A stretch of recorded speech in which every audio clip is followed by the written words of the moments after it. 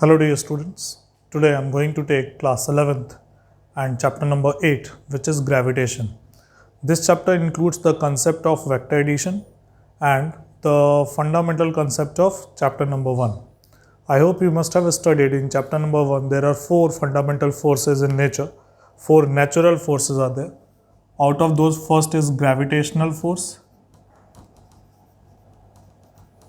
second one is electromagnetic force,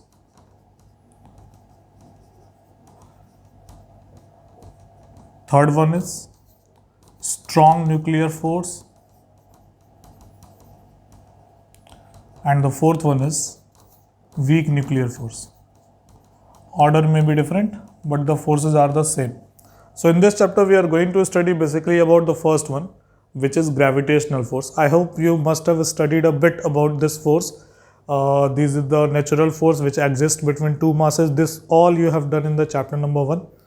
But in this chapter we are going to study this force in detail, how this force acts between two masses, what is the nature of this force, how this force is conservative, and then a very good example of this force, that is gravitational force of Earth, which is called gravity. Okay, then after we'll explore more about satellites, time period of satellites, what time a satellite takes to revolve around Earth, then what energy satellites require to free from its orbit. All these things are going to be studied in this chapter. So this chapter is going to be very interesting. Okay, but again let me remind you, there are one basic chapter which is vector algebra, which is going to be used in this chapter in a very vast manner. Okay, you must know how to add vectors, how to subtract vectors.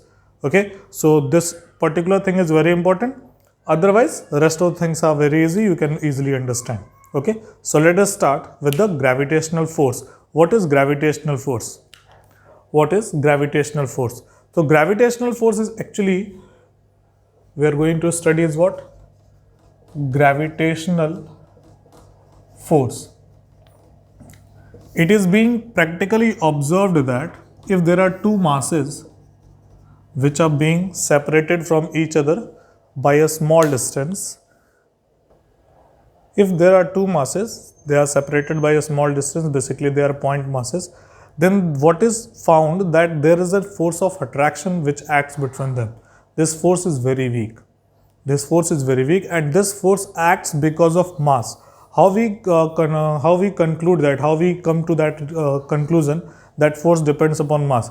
We keep on increasing the mass. What is found out? That force is also increasing. And if we keep on increasing the distance, force decreases. So basically there is a mathematical expression of force which can be made, and that expression is made under the law of gravitation. The first thing in this chapter we are going to study is universal law of gravitation. Okay, how this is being discovered, who discovered that? Okay, we are not going to discuss that. We are going to discuss the basic fundamental things of physics. Universal law of gravitation. I hope you must know that there are two things in the physics. There are two things. One is theorem and other is law. Theorem can be proved. Theorem can be proved, but laws can never be proved. Laws are actually, laws are the things which are observed from the practicals, which are observed from the experiments. So much large number of experiments are being done, and then after one conclusion is made, and that conclusion is called law. Okay, whenever there is an exception that it does not follow a law, so we modify the law, but laws have no proof. Laws are the standard results of the experiments. So in that manner, universal law of gravitation is there, and what it says that if there are two masses, say m1 and m2, and they are separated by a small distance r, then there is a force of attraction which acts between them. Force which acts on m1 will be towards m2, and this force is regarded as F12, force on 1 due to 2. In the same manner, the force which acts on m2 is regarded as force on 2 due to 1, F21, and it is towards m1. So basically this force is of mutual attraction. m1 attracts m2 and m2 attracts m1.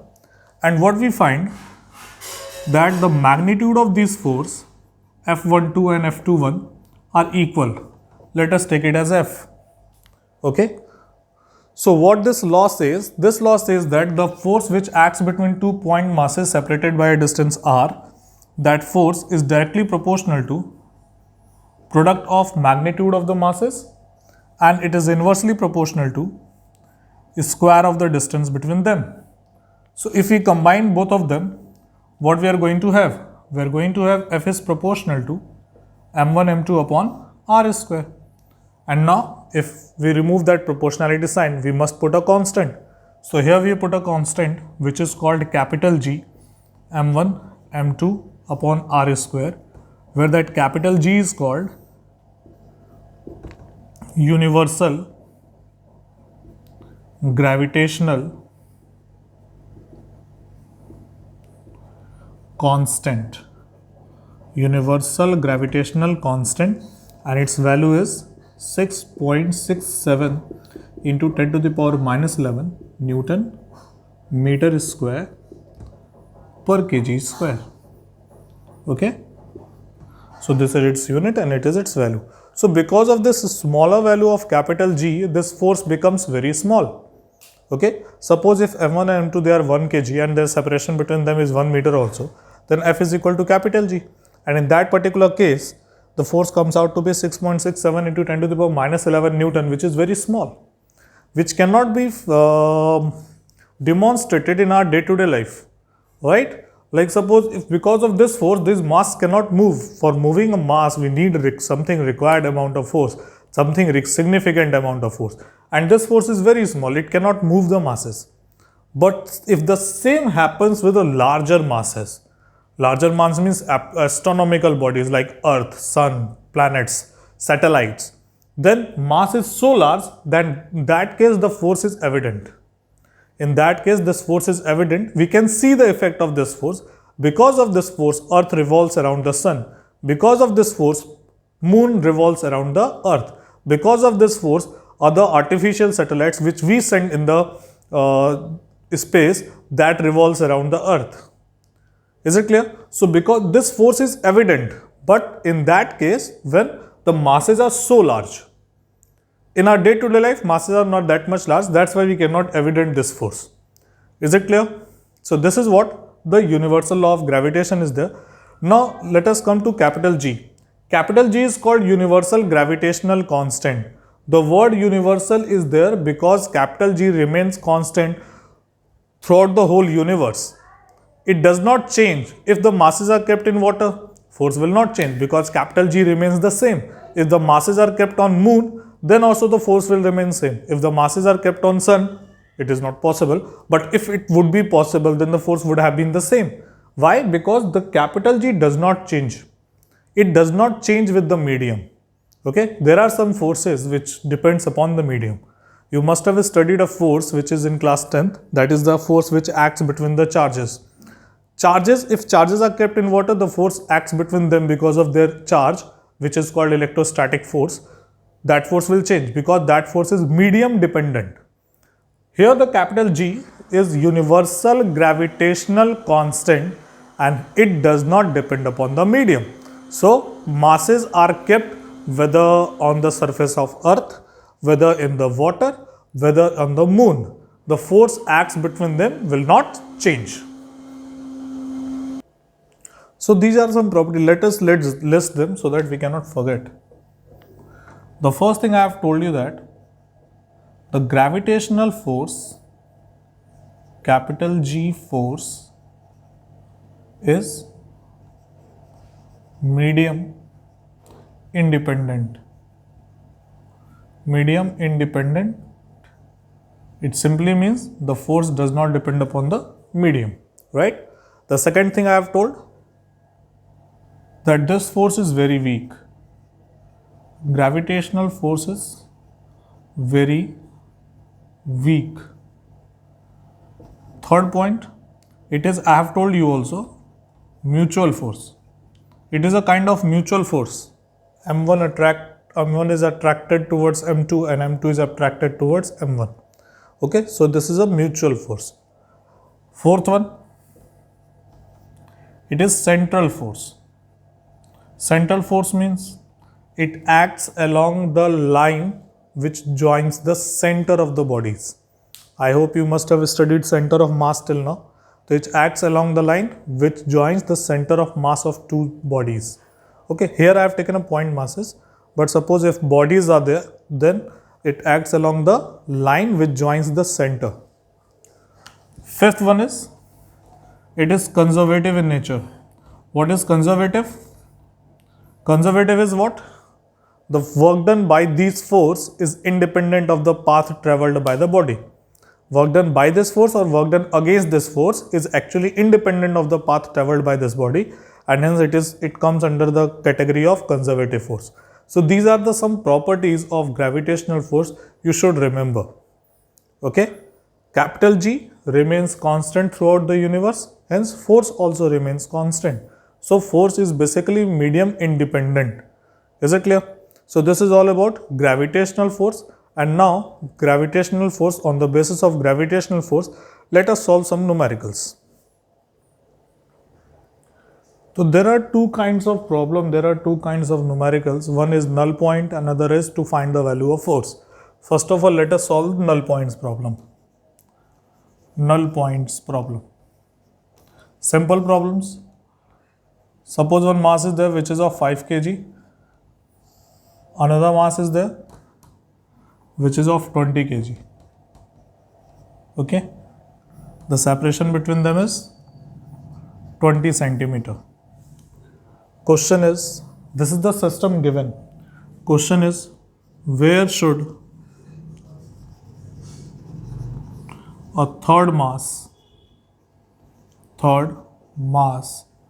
of 4 kg kept so that the 4 kg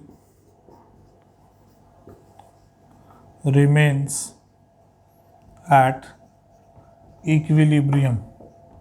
This is the question. Okay, this is the question. Now 4 kg mass should remain in equilibrium. It simply means that the net force acting on the 4 kg mass must be 0.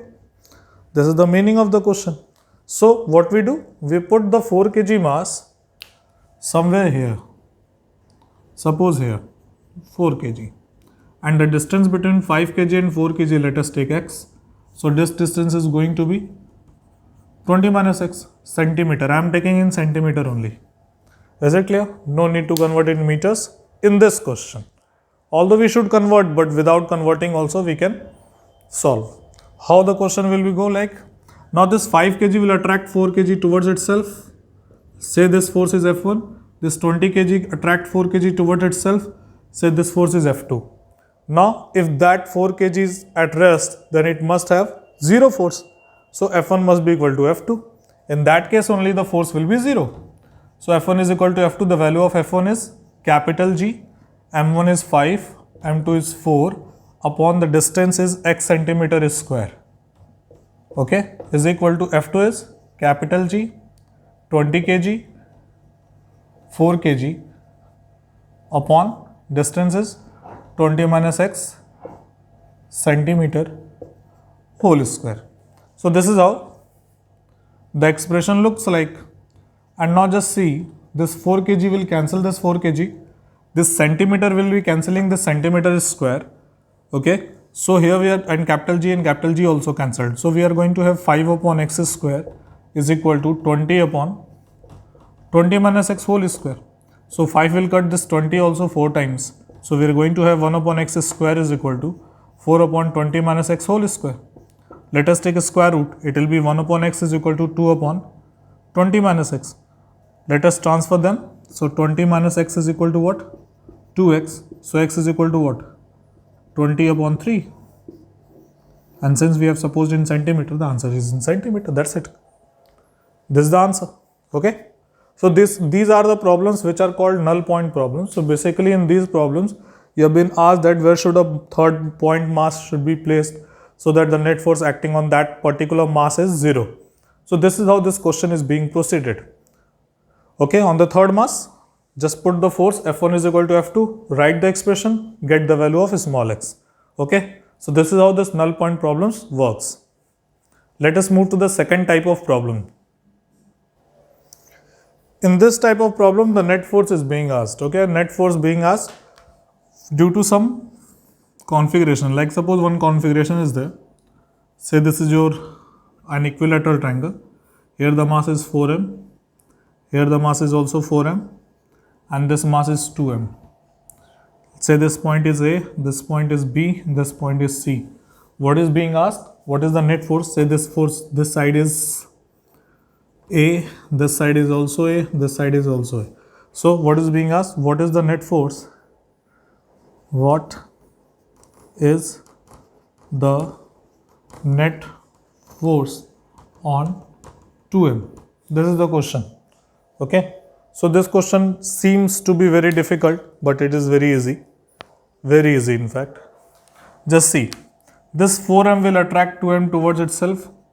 So force due to 4m attract towards this side, and force due to this 4m is towards this side. Is it clear? Now the angle between these two forces is 60 degree. When we apply parallelogram law of vector addition, the net force is towards this side. So this force is F net. F net. Say this is your F2. So basically F1 and F2 have to be added to get the value of F net. And how we are going to add them? Very simple. First of all, let us write the values. F1 comes out to be capital G into 4m into 2m upon what is the distance, which is A square. F2 comes out to be capital G 4m into 2m upon A square, because distance is again A. What we are seeing that forces are equal. Basically this is going to be 8 capital G m square upon A square, and this is going to be 8 capital G m square upon A square. So let us consider it as F. Let us consider it as F. And now F net is going to be given as, if you remember the formula of vector addition, capital R is equal to under root A square plus B square plus 2AB cos theta. As per that formula, let us solve this. So it is going to be F1 square plus F2 square plus 2 F1 F2 cos. What is the angle between them? 60 degree. So it is 60 degree. Value of cos 60 is what? 1 by 2. So this 2 will cancel this 2. And let us put F1 and F2 as F. We are going to have F square plus F square plus F square. This 2 is already has been cancelled. So F square plus F square plus F square, we are going to have F under root 3. So this is the value of F net, right? This is the value of F net. Is it clear? So value of F net we have calculated. And now we need to find out what is that F. F already we have. So we are going to have F net is equal to 8 capital G m square upon A square under root 3. So this is the value of F net. And since both the forces are equal, so this resultant force will make 30 degree angle with any of the force. Okay? If any of two vectors are equal and when they are being added, the resultant is always there at the mid of those vectors. So basically, in this direction, the resultant will be there. It will be at 30 degree from one side, and its value is given as F under root 3. Its value is given as F under root 3. Okay, so this is how this second type of problems are there. We can change the configuration. In place of this triangle, square can be there, rectangle can be there, hexagon can be there. So it depends upon your practice. It depends upon your practice how you solve these type of questions. Solve many of questions. If you have any problem, let me know. We are going to discuss that, right? But if you don't solve, and if it depends upon the problem which I am doing, which sir is doing, so you will be in trouble. Is it clear? So solve the number of problems. At least NCERT should be solved. NCERT should be solved. Okay. So this is how the problems related to gravitational force is there. Now we are moving to the next topic, which is gravity. So let us start the new topic. Let us analyze the gravitational force of Earth. Okay. Gravitational force of Earth. Gravitational force of Earth. and this gravitational force of earth is called gravity. So basically we are going to study is gravity. Okay, gravity. What is gravity? This is gravitational force of earth is called gravity. Let us analyze this force. Suppose this is earth. Okay, earth mass me is given by 6.0 into 10 to the power 24 kg, and earth radius re is given by 6.4 into 10 to the power 6 meter. This value you should remember. This value you should remember. Suppose this is your earth. Okay, this is mass of earth and this is your radius of earth. At a height h from the surface,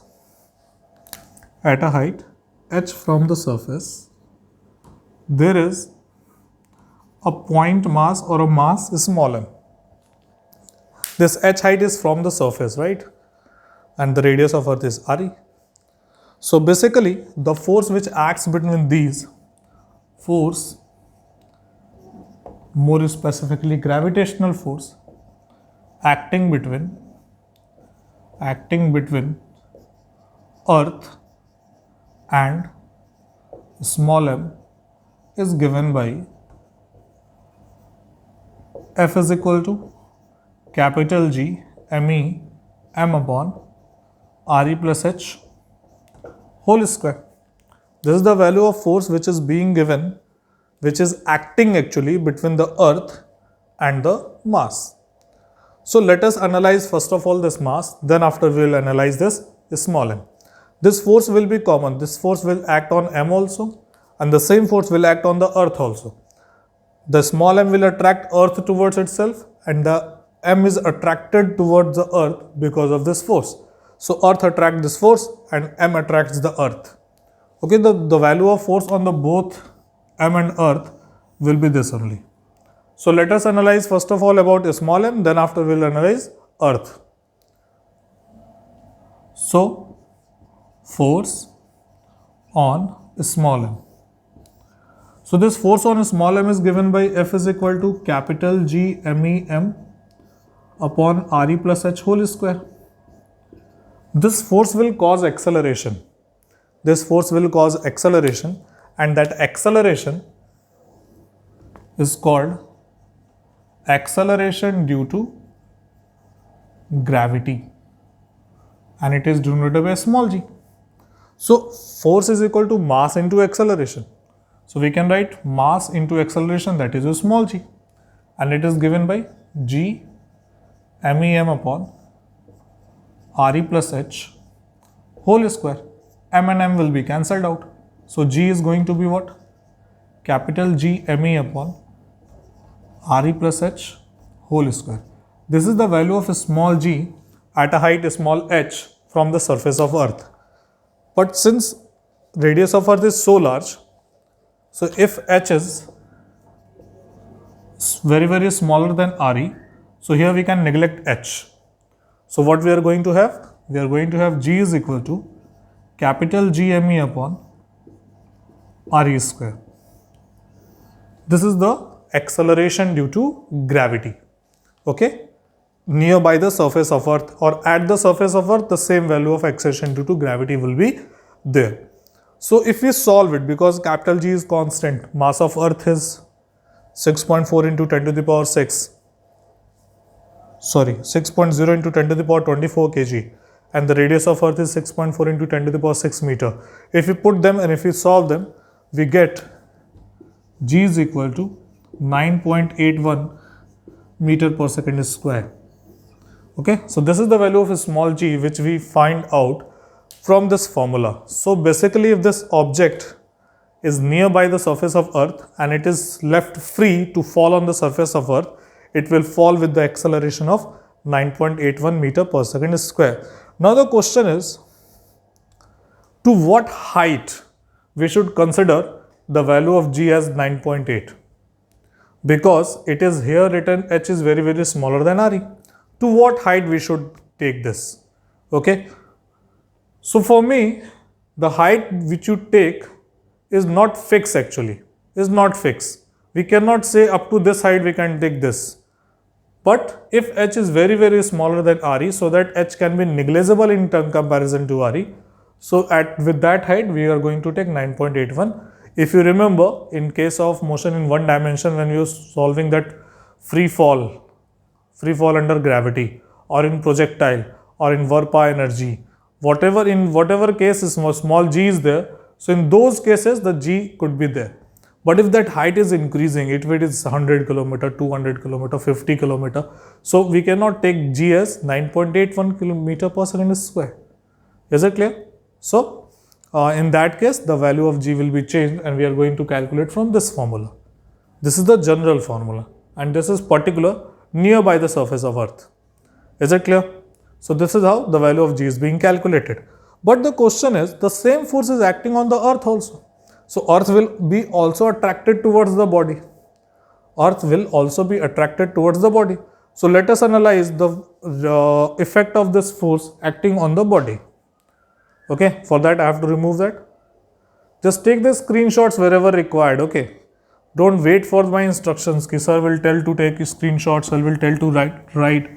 If you feel like writing, you can write. Okay, don't wait for me to tell you to write this, write that. Although I'll send the notes.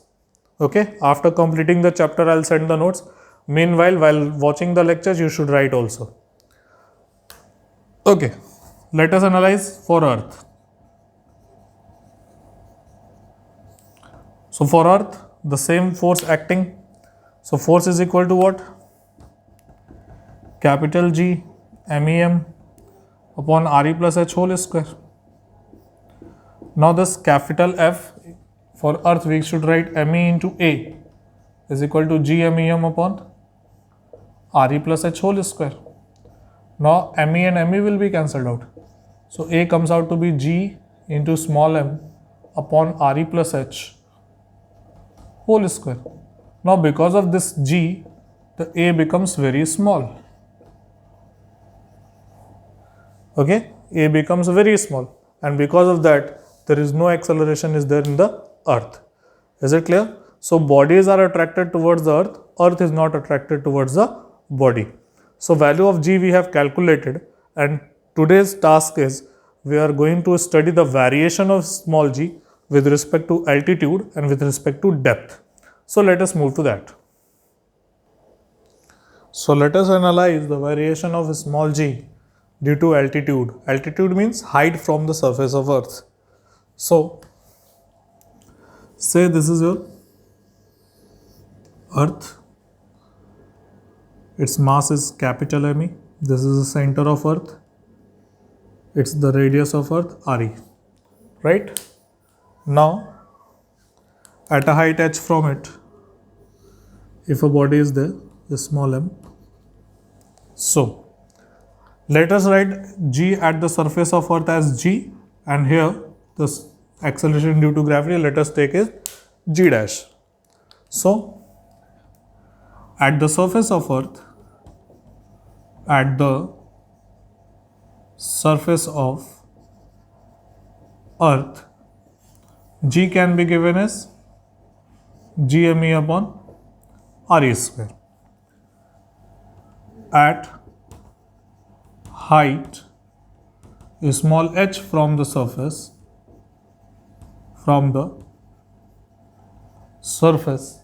g dash is given by, just we have done, gme upon re plus h whole square. So we have to get the value of g dash in terms of g so that we can understand the variation. So let us divide both of them.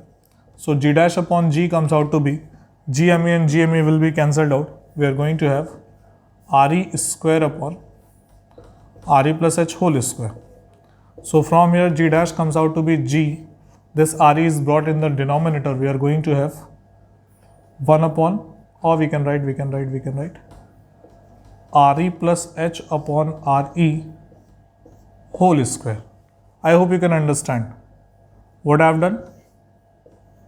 I have simply this take re as in the denominator of the denominator.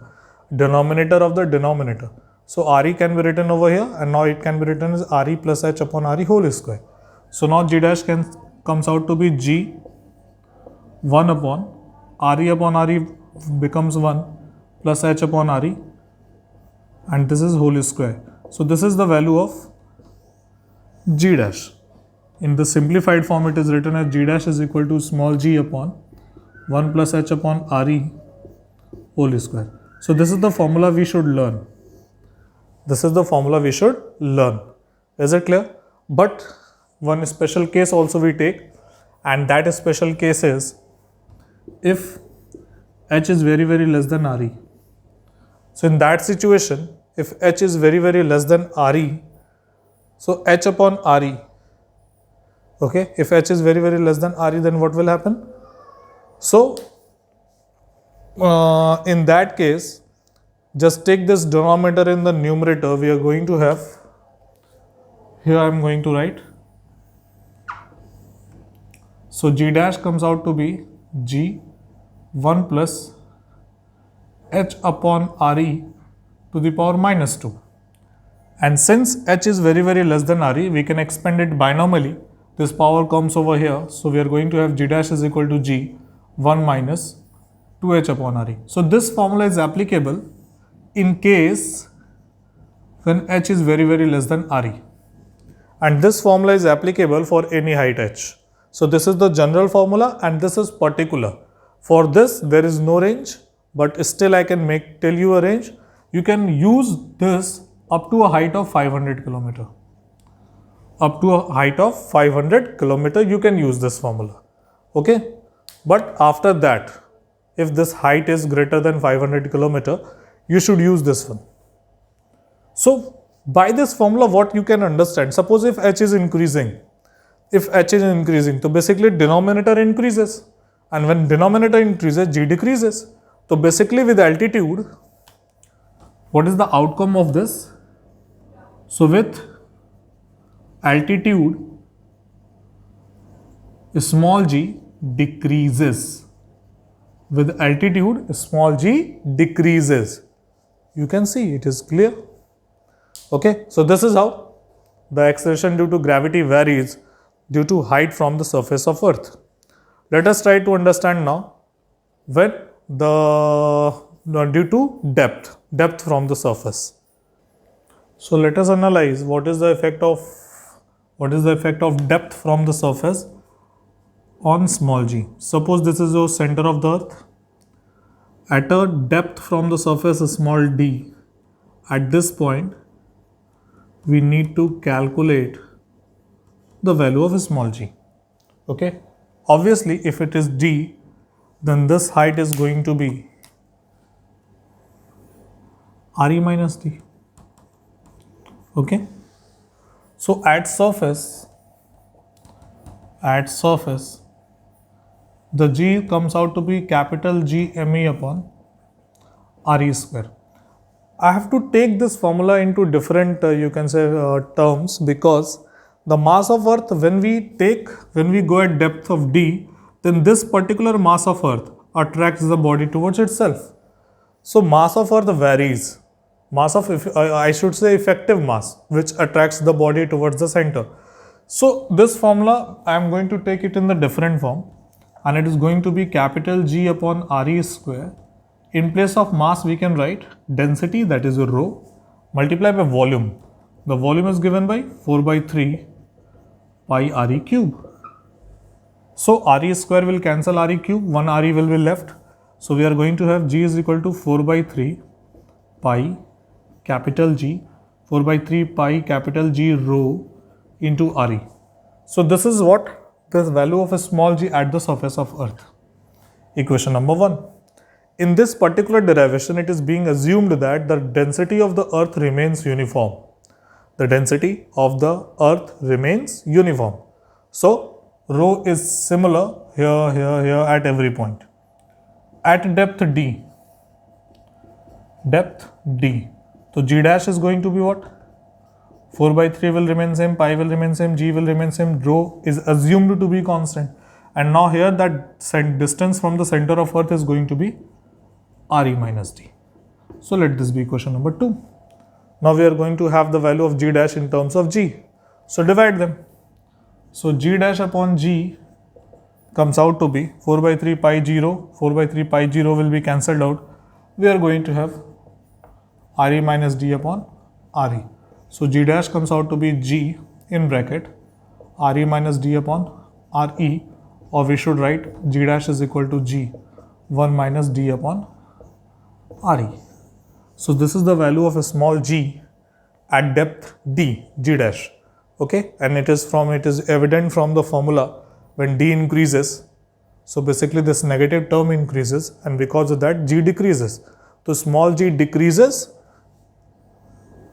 acceleration due to gravity decreases with d. D means depth. And one special case is also there. At center of earth, depth becomes equal to re. So d becomes re, re upon re becomes 1, 1 minus 1 becomes 0. So g dash becomes 0. So basically at the center of earth, the acceleration due to gravity becomes 0.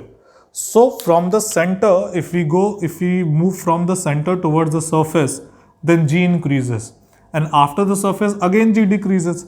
If we consider this one and draw graph to show the variation of small g, I'm going to remove this. Show the variation of small g. So the graph is going to be like, suppose this is your distance from the center and this is the value of small g, right? So at the distance re, till re it increases.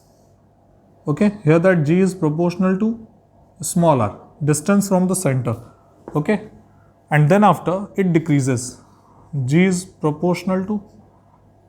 inversely proportional to the distance. Okay, we should not write like this, but it is like this. We can write like this: g is inversely proportional to 1 by r square.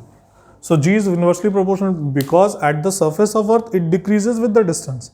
At the surface it maximum, and before the surface in the center it becomes 0.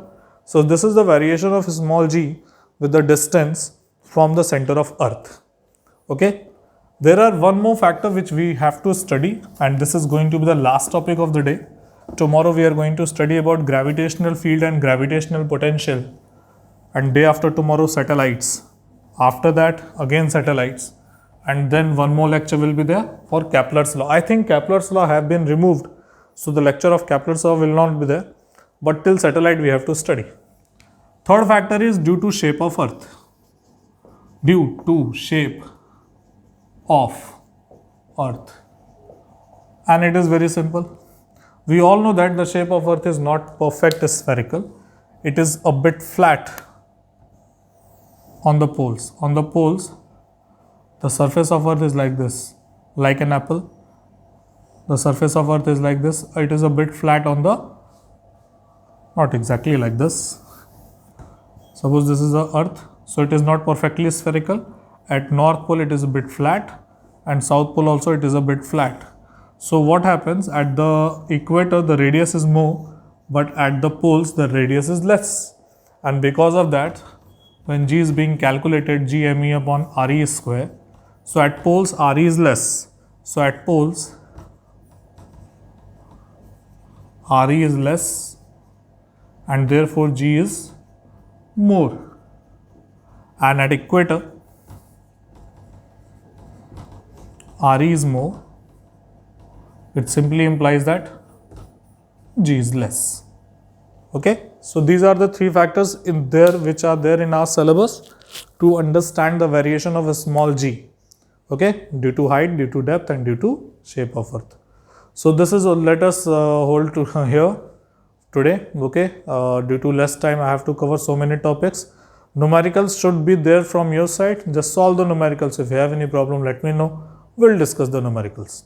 Okay, so this is all for the day. Thank you.